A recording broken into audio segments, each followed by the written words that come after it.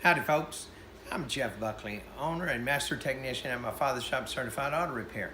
You've seen our car care tips where we tell you about servicing your vehicle properly, about using the right parts, and we a lot of times talk about using the right tools.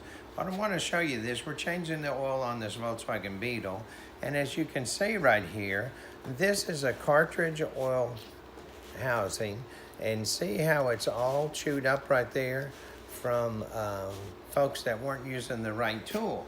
Well, you've seen my kit that we got from Motivx tools, and so here we have right here, Motivx makes the proper tool, the oil filter wrench. This is MX2323, and this is the right filter wrench that fits right on this so it doesn't damage it, so it takes it off properly and it reinstalls it properly so that we don't worry about cracking this housing up here.